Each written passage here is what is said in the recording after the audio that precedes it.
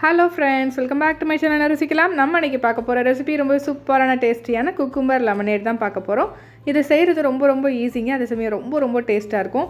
வெள்ளரிக்காய், லெமன் இதெல்லாம் வச்சு செய்கிறனால ரொம்ப ரெஃப்ரெஷிங் ட்ரிங்காக இருக்கும். இதை குடிச்சு பாருங்கள், கண்டிப்பாக உங்களுக்கு ரொம்ப பிடிக்கும். கிட்ஸுக்கெலாம் கொடுத்தீங்கன்னா திரும்ப கேட்பாங்க. அவ்வளோ சூப்பரான ஒரு ட்ரிங்க் ரெசிபி தான் பார்க்க போகிறோம்.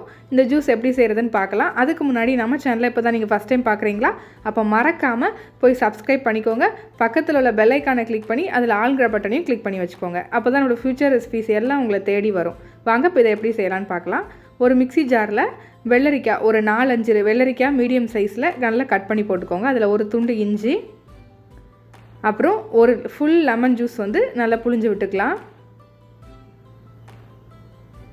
ரொம்ப சுவையாக இருக்குங்க. இதில் உங்களுக்கு கொத்தமல்லி ஃப்ளேவர் பிடிக்கும் அப்படின்னா கொத்தமல்லி இலையும் இதில் கொஞ்சம் சேர்த்துக்கலாம். ஜஸ்ட்டு கொஞ்சமாக சேர்த்துக்கோங்க, ஆனால் நிறைய சேர்த்துற வேண்டாம். இப்போ ஒரு லெமன் ஃபுல்லாக நான் நல்லா புழிஞ்சு விட்டுட்டேன். அதுக்கப்புறம் இதில் சுகர் சேர்த்துக்கலாம். நான் வந்து ஒரு 2 டேபிள் ஸ்பூன் சுகர் சேர்த்துக்கிட்டேன். நான் ப்ரௌன் சுகர் தான் எடுத்திருக்கேன். நீங்கள் எந்த சுகர்னாலும் சேர்த்துக்கலாம். இல்லை உங்களுக்கு சுகர் சேர்க்க விருப்பம் இல்லைன்னா நீங்கள் ஹனி கூட சேர்த்துக்கலாம். இப்போ இதை நல்லா அரைச்சி எடுத்துகிட்டு வந்துடலாம். பாருங்கள், இந்த அளவுக்கு நல்ல பேஸ்ட்டாக அரைச்சதுக்கப்புறம் இதில் வந்து இப்போ நம்ம தண்ணி ஆட் பண்ணிக்கலாம். நான் ஒரு 2 கிளாஸ் அளவு தண்ணி சேர்த்துக்கிறேன். சேர்த்துட்டு இப்போ இதை மறுபடியும் ஒரு வாட்டி அரைச்சி எடுத்துகிட்டு வந்துடலாம்.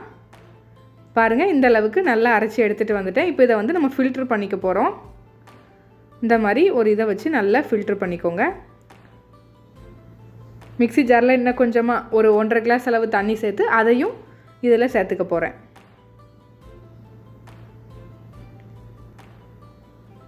இப்போ இதில் அந்த தண்ணியும் சேர்த்து ஊற்றிடலாம். இப்போ இதை நல்லா ஃபில்ட்ரு பண்ணி எடுத்துக்கலாம். நல்லா ஃபில்ட்ரு பண்ணதுக்கப்புறம் அந்த மீதி இருக்கிற சக்கையை வந்து நீங்கள் தூர போட வேண்டாம். அதை நீங்கள் ஃபேஸ் மாஸ்க்காக யூஸ் பண்ணிக்கலாம்.